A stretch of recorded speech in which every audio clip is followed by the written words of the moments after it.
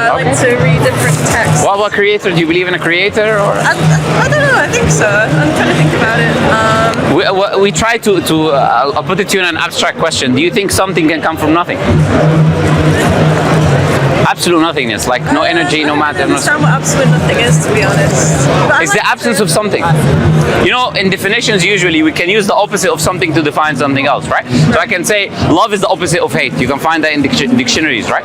So if I say nothing is the absence of something, if we understand something, therefore we can understand what nothing is. It is the absence of that something that we know. That's clever. Right? Makes sense? Yeah. So what we say, nothing is the absence of everything that we know and anything that we know. And we say if that ever existed, then we cannot ever have something come into existence. Because 0 plus 0 plus 0 will always give you what?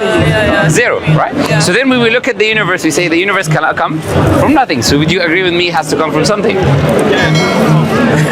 Something, I didn't say what that something is, but I'm saying there has to be something that brings the universe to existence. Wouldn't you agree? I suppose so. I think it's hard to get your brain around though. I like the whole spirituality of it, being more in touch with yourself and trying to be less. I think, can I be honest with you? I think in the Western society, a lot of people have a kind of phobia against the idea of God, right? So, and I think that could be because there is a wrong definition of God that is widespread. Like for example, a lot of people think God is a man with a beard sitting somewhere in a chair on the sky. We don't believe that as Muslims, right?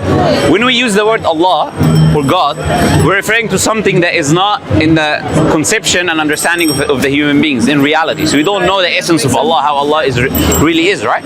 But what we know is that Allah is a powerful force, is a powerful creator, is a knowledgeable and wise creator by looking at the universe, right? And by understanding this concept that I was telling you, that we cannot have something from nothing. And if we cannot have something from nothing, then we need something that exists forever, right? We need something that is always existing. And we know that's not the universe because the universe has a starting point, right? So we say there has to be something other than the universe that is always existing.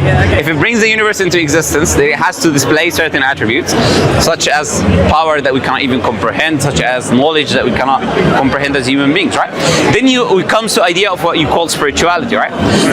Because you have an idea spread in the West, which is liberalism, and the concept of harm, that do as what you want as long as you don't harm anyone else, and the idea of humanism and all of that, right? So in the West, people are focusing on individuals rather than focusing on the creator of individuals, right?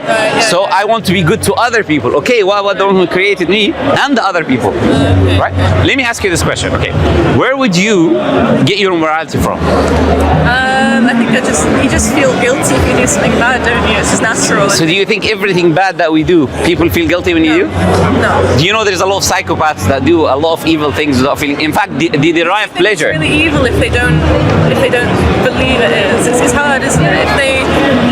If you don't have a morality compass, can you really be held accountable for that? Excellent. What you're saying there is excellent. I'll tell you, in Islam we have two concepts, right? First thing is called the fitrah. Well, fitrah is an innate disposition that we're created with, right?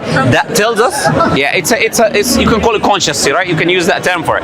But what we say, it's only in the well-known clear things like killing, raping, or stealing. It's not in detailed matters of life. So there's a lot of things that we do not know intuitively, innately. But there are things that we know intuitively, innately. So no, you don't have to tell someone killing is wrong. He would know when before doing the action that this action is wrong, right? So, but then you have the aspect of revelation. So I said you have two ideas. Why is revelation necessary? Because revelation would explain the other things that I'm telling you about, in which they don't exist inherently within the human being. For essence, there are so many ideas that I would say that's what differentiates the West from the Muslim world, for example, right? So Muslims will have certain rules and the West would say, no, these things are okay. Like for example, I'll give you an example. Islam says, don't drink at all, right? No, it's not like don't be an alcoholic, just something that everyone would agree with, I would say, most people, right? No, we would say don't drink at all, right? Now you thinking now, tell me, do you have an intuitive compass that would tell you whether not drinking at all is good or bad? Yeah, I think for me it's different though. That's what I'm trying to make, right? Yeah. This is the point I'm trying to make. A lot of people know, but for me, you know that intuitive thing that I was telling you about, it gets influenced by society. So I believe in your case. But you get bad consequences, don't you? Like if you drink and you get bad consequences and you feel rubbish, then you want to live a better life, so I think you just follow things. That's moral moral consequentialism. Yeah, probably. But moral consequentialism is not always the case. But how do you I know can not to drink though if you don't feel bad about it? Sorry? Why don't you drink then? That's the point I was making. I said there's two things. The second thing is revelation. So revelation is a scripture or that comes from the Creator. Why? Why? The Creator is good, is all good. So what the Creator commands is therefore good, right? So whatever Allah commands us or whatever the Creator commands us, obviously after establishing this book is from the Creator, because we know anyone can make the claim, right? After establishing this book is from the Creator, whatever the book says, we'll abide by it because we know the Creator is all good. Therefore, His command will also be all good. But the point, why am I asking you the question? Because without the Creator in your worldview, you cannot achieve objective morality. The best you can do. Let me just process this. No problem. So objective is that which comes from outside, Right. and subjective is your own ideas, understanding, and your influence of your society. I mean, how do you know that the script? I mean, yeah. How do you know that what you're given is accurate? That's the question. That's good. That's a separate question I can answer right now. So we can establish using our rationality and common sense that the Quran is from God, right? Okay. Why there are different types of different types of evidences in which we can demonstrate whether the Quran is from God or not. I'll give you an example, right? The Quran is a scripture that is. No, it's okay. Check my friends are still here. Oh yeah, they're over there. It's fine. Yeah, the Quran is a scripture that came 1,400 years before, right? In the past. Yeah. Now, the people that lived 1,400 years ago did not have telescopes, did not have microscopes, did not have any equipment or technology or cars of what we have today, right?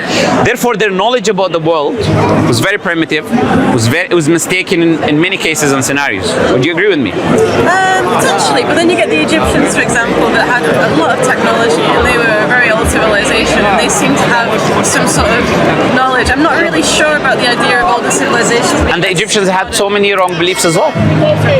Like what? For example, they believed when you die, the heavens, the sky, and the earth, they weep for you. They believe there are individual gods for individual elements, right? For the clouds, for the sun. That's what I'll tell you the truth. A lot of people, they talk about the Egyptians, but they're not really delved into detail to what the Egyptians used to believe. They had a lot of ridiculous things as well, right? But they did have certain, and that's with every civilization, they did have certain advancements and certain things that maybe today we're fascinated by, right? But still, we'll come back to the point I'm making.